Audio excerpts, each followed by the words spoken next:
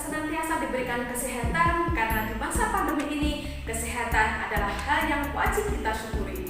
Baik rekan-rekan mahasiswa, pada video kali ini saya Ibu Melda Hasim MSI dari Program Studi Pendidikan Matematika Universitas Bhinneka PGRI Empowering University, yaitu sebagai dosen pengampu mata kuliah Statistika Matematika, akan menjelaskan tentang jenis-jenis distribusi kontinu, di mana di akhir video ini nanti rekan-rekan mahasiswa diharapkan dapat menjelaskan dan juga dapat memformulasikan bagaimana Anda dapat memilih jenis-jenis distribusi kontinu yang sesuai untuk masalah-masalah probabilistik atau probabilitas. Baik rekan-rekan mahasiswa, selamat menyaksikan video ini dan semoga bermanfaat. Assalamualaikum warahmatullahi wabarakatuh. Selamat pagi rekan-rekan mahasiswa peserta mata kuliah Statistika Matematika, Program Studi Pendidikan Matematika Universitas Bhinneka PGRI. Baik, pada kesempatan ini Bu Melita akan menyampaikan terkait dengan materi variabel jenis distribusi dari variabel random kontinu. Baik, Bumi akan share screen. Oke, rekan-rekan mahasiswa, perlu kita ketahui bersama bahwa jenis distribusi untuk variabel random ada dua macam ya, variabel random untuk discrete dan juga variabel random untuk kontinu. Sedangkan jenis distribusi variabel random discrete sudah kita pelajari pada 2 minggu yang lalu, dan pada hari ini kita perdalami kaitan dengan jenis distribusi dari variabel random kontinu. Baik, untuk discrete ini yang kita pelajari, kemudian yang saat ini akan kita pelajari adalah jenis distribusi untuk variabel random kontinu. Yang akan kita pelajari ada 3 macam, yaitu normal, eksponensial, dan Weibull. Ya. Oke, yang pertama kita pelajari normal terlebih dahulu, distribusi normal. Ya. Oke, distribusi normal itu adalah distribusi di mana di sebuah data atau data itu diambil dari sebuah sampel yang memiliki kurva normal. Ya, kurva normal itu adalah kurva yang berbentuk lonceng.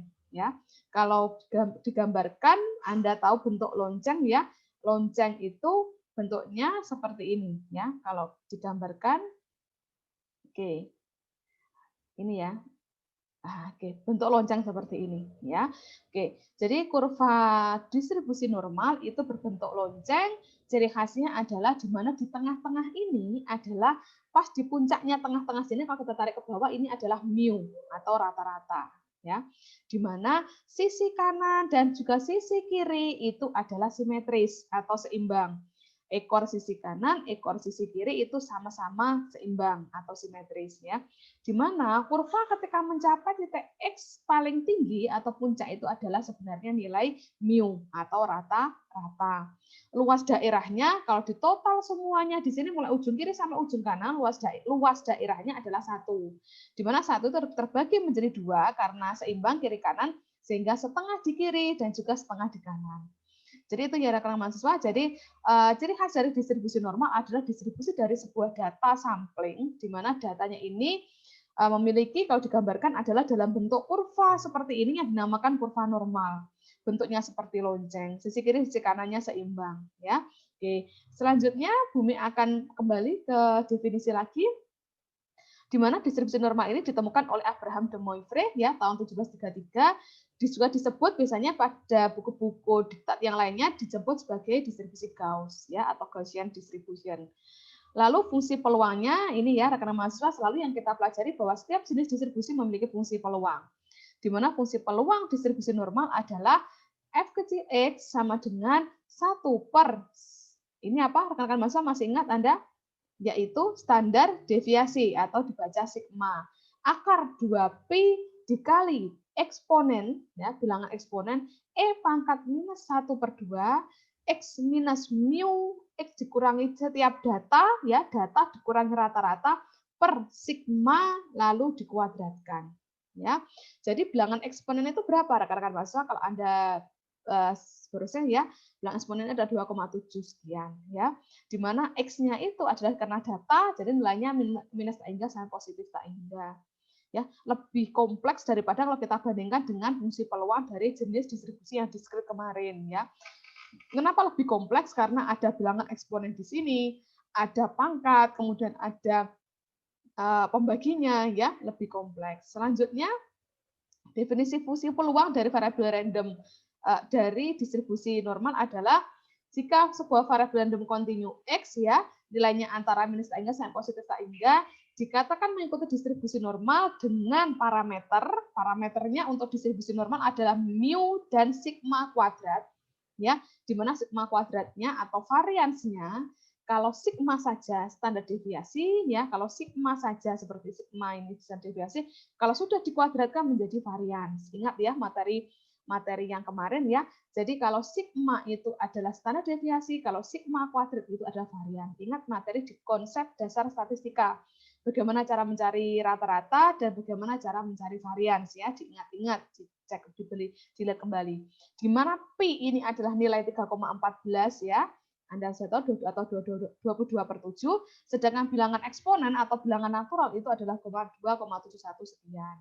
Ya, jadi Anda kalau ingin mencari peluang sebuah distribusi data yang mengikuti distribusi normal, mencari peluangnya menggunakan fungsi peluang ini.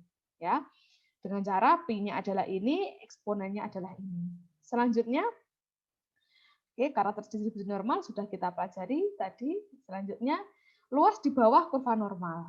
Misalkan ada pertanyaan di mana data di dalam sebuah kasus itu adalah mengikuti distribusi normal, ya, di mana Anda diminta pada kasus itu Anda diminta untuk mencari peluang dari variabel random x, di mana variabel random x berada di antara batas kiri x1, batas kanannya x2. Nilai real X1 sampai X2 ya. Bagaimana cara mencarinya? Sudah Bumi jelaskan bahwa karakteristik atau sifat-sifat dari sifat-sifat dari variabel random kontinu adalah untuk mencari peluangnya Anda harus menggunakan operasi integral ya.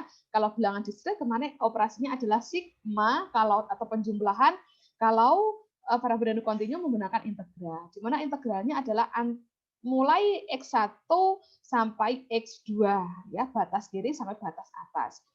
N dari apa ini? Yaitu dari parameternya. Di mana fungsi peluangnya apa? Ya ini ya. Berarti 1 per akar 2 pi sigma atau sigma akar 2 pi yang diintegral apa? Kenapa ini tidak diintegralkan? Karena ini bilangan real ya. Yang kita integralkan hanyalah yang mengandung bilangan yang mengandung variabel X ya, di mana di sini adalah variabel X-nya di sini. Integral bilangan eksponen atau bilangan natural pangkat minus 1/2 kali X minus mu per sigma dikuadratkan, di mana integralnya antara X1 sampai X2. Anda bayangkan Anda mengintegralkan dari bilangan eksponen yang panjang seperti ini. Sejelas Anda integral di atas tidak dapat diselesaikan secara analitis ya. Akan panjang sekali perhitungannya, sehingga Anda diperbolehkan menghitung menggunakan tabel normal baku ya. Tabel normal baku di mana untuk menggunakan tabel normal baku ini yang sudah Anda download pada materi sebelumnya ya, tabel distribusi normal baku separuh kemarin yang Anda download ya. Setelah Anda download, lah ini Anda perlu mempelajari di sini bagaimana dari bentuk yang distribusi normal biasa seperti ini menjadi distribusi normal baku ya, dengan cara Z, di mana Z distribusi normal bakunya itu X ini, X punya Anda ini, variabel X-nya di sini harus dibakukan ke bentuk Z. Di mana bentuk Z-nya bagaimana norma bakunya? Z adalah X dikurangi rata-rata atau mu dibagi sigma atau dibagi standar deviasi. Jadi dalam soal itu sudah pasti diketahui mu-nya berapa, sigmanya berapa. Ataupun Anda harus mencari mu-nya berapa, sigmanya berapa, lalu Anda mencari nilai Z. Ya, Z-nya adalah dengan cara X-nya dikurangi rata-rata dibagi sigma. Ya, seperti itu. Jadi misalkan rekan-rekan mahasiswa, ini Bumi berikan contoh ya. Bumi berikan contoh di sini, oke. Dan Bumi ketik ya. Misalkan diketahui di dalam soal itu adalah rata-rata, ratanya tadi misalkan 5 ya. Variansnya misalkan 9 ya, variannya 9. Lalu Anda diminta untuk mencari peluang antara 0,5 X sampai 0,1 sampai 0,9 misalkan ini. Terus mencari peluangnya ini. Ini mengikuti distribusi normal, misalkan seperti itu ya. Selanjutnya rekan-rekan mahasiswa, Anda di sini ya, Anda di sini karena fungsi peluang ya, karena fx dari distribusi normal itu kalau Anda harus menggunakan ini bersifat rumit atau kompleks ya. Kompleks. Sehingga untuk mencari peluang ya, peluang di atas Anda harus memanfaatkan yang namanya tabel normal baku atau normal standar ya. Di mana tabel normal baku itu dengan cara X harus diubah ke Z. Bagaimana caranya? Yaitu kalau di situ X1-nya adalah berapa? 0,5 kan ya. X2-nya berapa di situ? X2-nya adalah yang diinginkan 0,9. Maka 0,5 ini rekan-rekan mahasiswa silakan Anda ubah ke bentuk Z. Bagaimana caranya? Ingat, Z adalah X1 dikurangi, berarti ini adalah Z1 ya. Z1, X1 dikurangi berapa? Mu-nya 5 ya. Dibagi standar deviasinya, ayo. Ingat-ingat, kalau variannya 9, maka standar deviasinya adalah akar dari akar 9. Berapa? 3. Ya. Berarti di sini adalah dibagi 3. Oke. Ketemu nanti Z1-nya berapa? Lalu Z2 sama dengan X2 dikurangi 0,9, dikurangi 5, ya, dikurangi 5 rata-rata dibagi 3. Berarti X1-nya berapa? X1-nya adalah 0,5 dikurangi 5 dibagi 3. Ya. Ini juga sama, 0,9 dikurangi 5 dibagi 3. Itu ya. Jadi caranya nanti akan ketemu Z. Sehingga untuk mencari, kalau sudah bentuknya sudah Z seperti ini, rekan-rekan mahasiswa berarti sudah normal baku. Ya. Berarti Anda mencari peluang Z1 antara Z ya, Z sampai Z2. Berarti di sini rekan-rekan mahasiswa Anda mencari sama dengan mencari ya. Tinggal nanti mencari di tabel normal baku ya, yang sudah Anda download ya. Dengan cara bagaimana cara mencari Bu kalau sudah ketemu peluang sudah ketemu Z-nya berapa, Z1 berapa, Z2 berapa, bagaimana cara mencari tabel normal baku atau bagaimana cara membaca tabel normal baku ketika kita sudah menemukan Z1 dan Z2-nya ya. Setelah ini akan Bume ajari ya. Seperti itu ya rekan mahasiswa.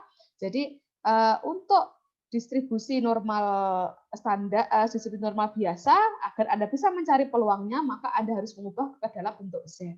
Ya. Oke ya, seperti itu ya. Ketika sudah diubah dalam bentuk Z, Anda nanti tinggal membaca tabel normal baku untuk nilai Z1 dan Z2-nya. Oke, saya Bumi ajari sekarang cara membacanya ya. Oke, tabel normal baku itu seperti apa sih? Distribusi normal baku atau normal standar itu bagaimana?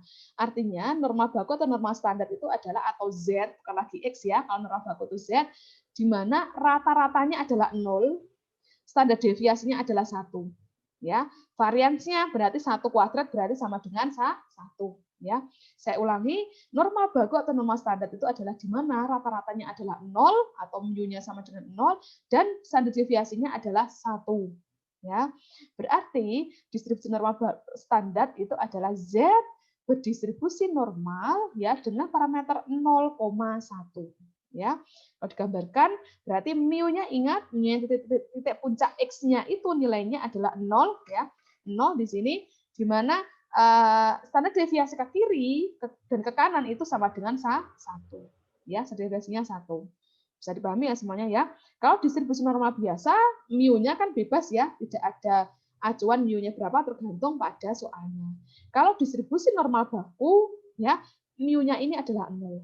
Di mana ketika Anda sudah mengubah dari X ke Z, otomatis itu adalah mu-nya sudah pasti 0 karena sudah diubah ke dalam bentuk Z. Ya, Z itu adalah distribusi normal baku. Gitu ya.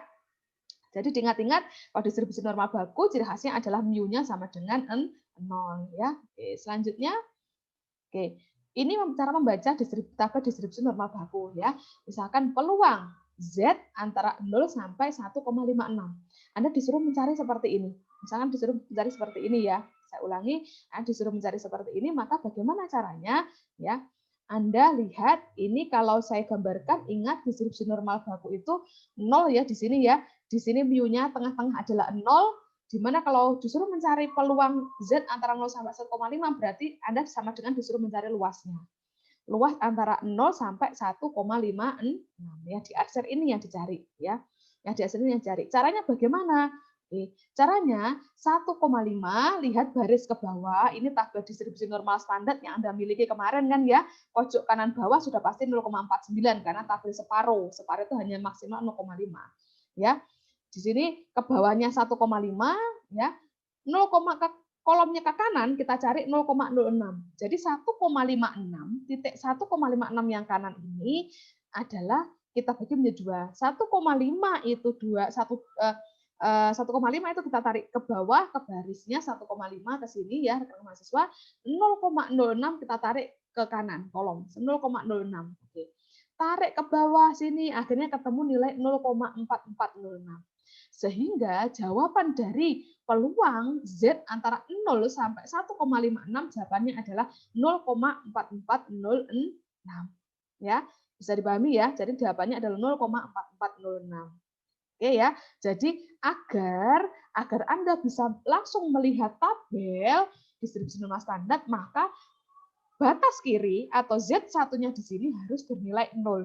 Ya, saya ulangi, Anda agar bisa langsung melihat tabel normal standar, caranya adalah dengan cara batas kiri atau Z1-nya di sini harus bernilai 0.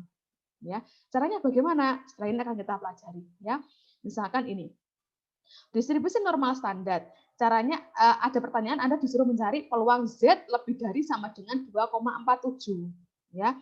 Dan peluang Z kurang dari sama dengan minus 2,47. Kalau Bume gambarkan ya rekan-rekan mahasiswa, ini Bume hapus dulu.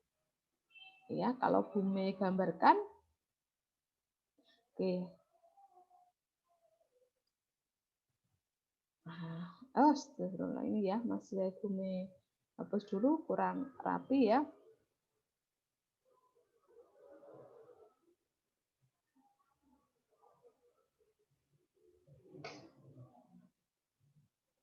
Nah, ini misalkan seperti ini ya, rekan-rekan mahasiswa, memang gambar tidak rapi ya. Di mana di tengah-tengah sini adalah apa? Di sini ingat mu. Mu di sini adalah bernilai 0 ya. Dimana kalau lebih dari 2,47 misalkan di sini adalah 2,47 ya. Di sini berarti minus 2,47 ya. Anda perhatikan di sini berarti di sini adalah yang diminta adalah lebih dari berarti yang saya arsir sebelah sini. Lebih dari 2,47 kan ya. Atau kurang dari minus 2,47 berarti ini ke kiri. Sama tidak luasnya. Memang gambarnya Bumi tidak simak yang terakhir kanan, tapi Anda lihat, Anda bayangkan luas di kiri dengan luas di kanan ini sama tidak? Sama, kan ya? Sama, ya. Sehingga kalau Anda mencari peluang Z lebih dari sama dengan ya, maaf saya tulis seperti ini, dan sama dengan 2,47 ya.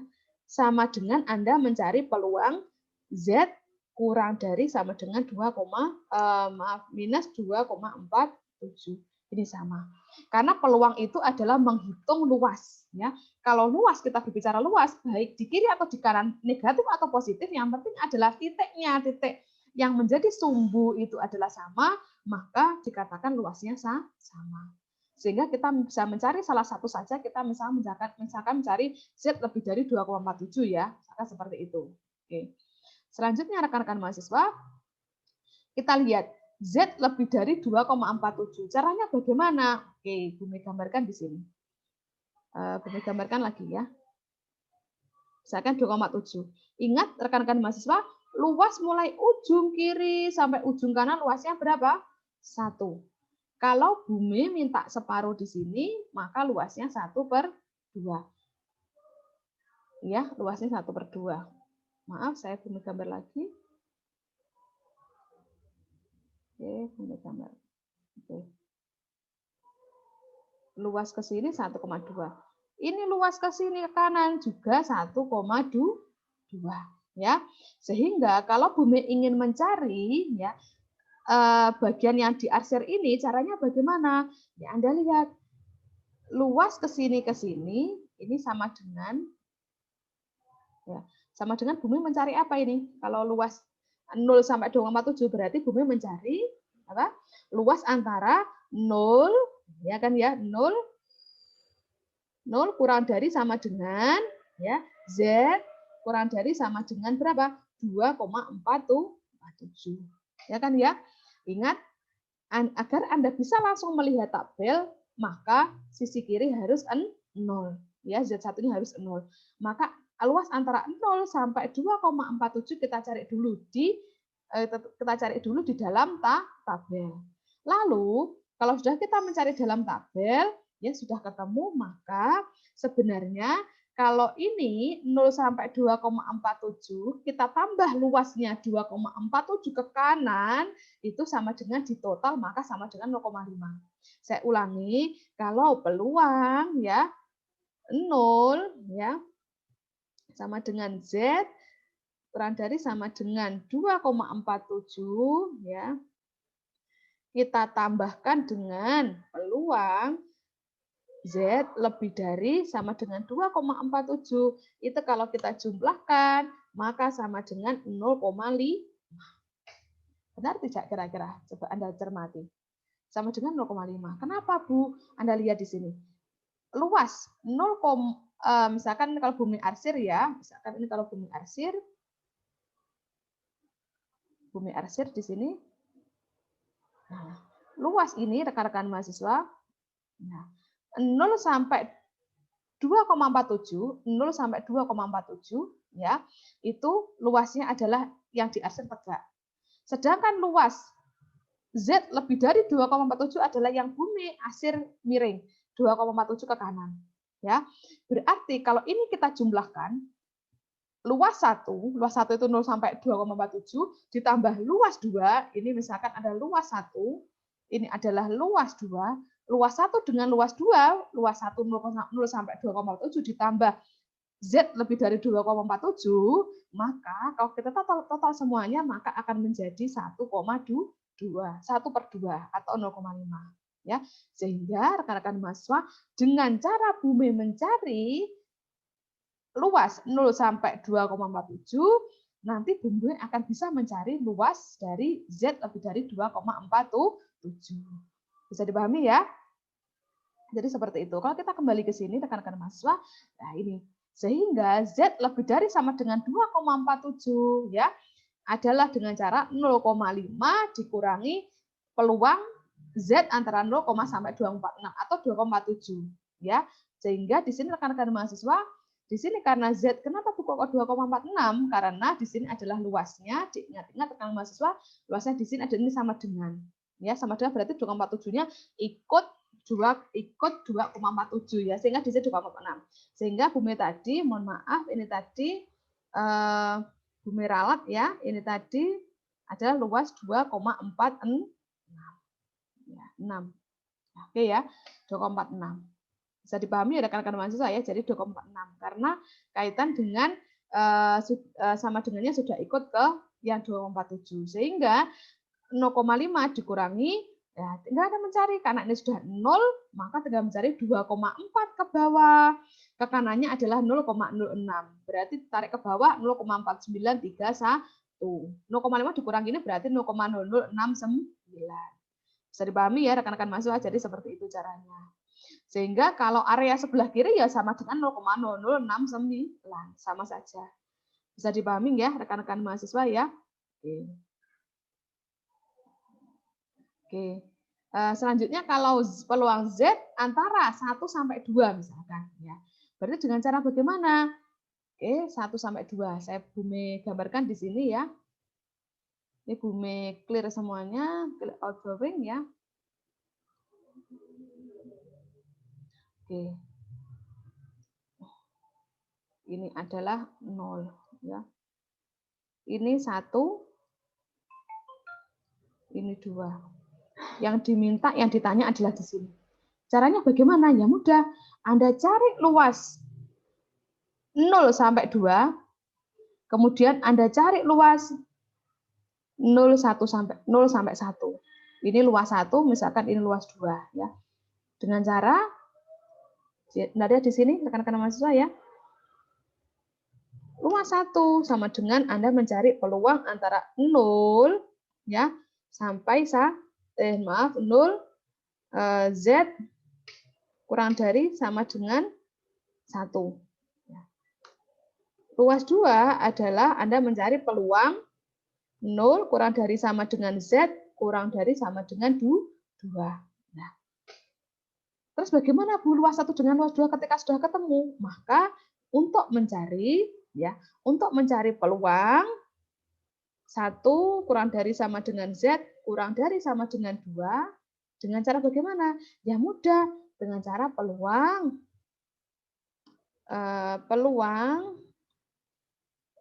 0 kurang dari sama dengan Z kurang dari sama dengan 2, Anda kurangkan saja ya, tinggal dikurangi dengan apa? Kalau ini luas, rekan saya, ini luas ini dikurangi dengan luas ini. Luas 2 dikurangi dengan luas 1, maka sama dengan 1 sampai 2. Ya kan ya? Jadi seperti itu. Sama dengan dikurangi ya, sama dengan peluang 0 sampai 2 ya, dikurangi peluang 0 kurang dari sama dengan Z kurang dari sama dengan 1. Atau luas 2 dikurangi luas 1. Seperti ini rekan-rekan mahasiswa. Jadi gitu ya. Jadi caranya seperti ini. Nah, ini caranya ya. Seperti itu rekan-rekan mahasiswa ya. Jadi itu terkait dengan luas, terkait dengan cara mencari kalau luas ini ya. Oke.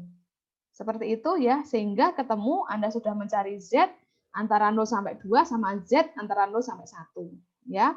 Berarti 0 antara 0 sampai 2 0,472, berarti ke bawahnya adalah 2,0, ke bawah ke kanannya 0 ya, 0,0. Kalau mencari Z, peluang Z antara 0 sampai 1. Ke bawahnya 1, 1,0, ke kanannya 0,000. Ketemu ini. Bisa dipahami ya caranya mencari ya. Sehingga di sini ada contoh soal, rekan-rekan mahasiswa diketahui mu-nya, diketahui standar deviasinya, Anda disuruh mencari peluang antara X antara 55175, X antara 0 sampai 80. Ingat caranya adalah Anda ubah dulu ke dalam bentuk Z seperti ini, sehingga tahu harus mencari Z antara 0 sampai 1,33. Tinggal dicari di tabel distribusi normal baku ya. Kemudian Anda jangan lupa sebelum mencari di tabel distribusi normal baku, jangan lupa digambarkan agar lebih mudah Anda untuk mencarinya ya. Selanjutnya yang kedua ini 60 sampai 80. Ternyata dicari adalah peluang antara 0,033 sampai 1,67. Caranya bagaimana? Tinggal ini caranya ya. Silakan Anda caranya seperti tadi ya, seperti peluang antara 1 sampai 2. Ya kan ya, caranya itu. Itu rekan-rekan mahasiswa, ini adalah tabel distribusi normal kurvanya, baru dicari di distribusi normal baku. Oke ya. Oke, tabelnya Anda sudah memiliki. Kemudian selanjutnya tabel distribusi eksponensial, rekan-rekan mahasiswa, mohon maaf, distribusi eksponensial ini rekan-rekan mahasiswa termasuk distribusi kontinu ya, di mana fungsi peluangnya ini lebih mudah, jauh lebih mudah daripada yang normal ya. 1 per beta kali eksponen pangkat minus X per beta.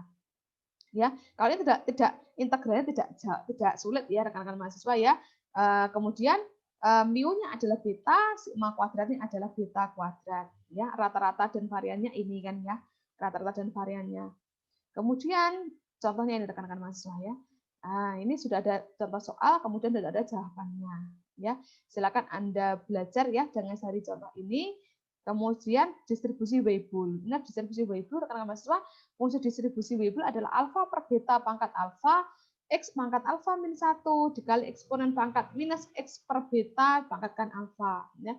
Fungsi kumulatifnya ini tidak Anda pelajari, fungsi kumulatifnya 1 minus eksponen pangkat minus X pangkat per beta pangkat alfa. Ada pakai untuk mencari bilangan eksponen Anda menggunakan Excel, Microsoft Excel atau menggunakan kalkulator bisa. Ya, rata-ratanya ini, variannya ini. Ya. biasanya rekan-rekan mahasiswa distribusi Weibo itu digunakan untuk persoalan keandalan atau misalkan ada suatu yang cacat atau rusak di suatu waktu tertentu, misalkan panjang umur suatu komponen, diukur dari suatu waktu tertentu sampai dia rusak, atau barang sampai rusak, misalkan seperti itu ya rekan mahasiswa ya. Jadi waktunya adalah waktu yang lama. Kalau Weibo seperti itu. Contohnya ini rekan-rekan mahasiswa pelat gesek ya, di mana ini sekurang-kurangnya 6.000 jam, sangat lama kan ya, jadi rentang waktu yang lama. Oke, sudah ada jawabannya. Oke ya, ini contohnya. Kemudian, oke rekan-rekan mahasiswa, untuk materi kita sekian ya. Untuk distribusi continue, saya akhiri. Wassalamualaikum warahmatullahi wabarakatuh. Semoga bermanfaat untuk kita semua.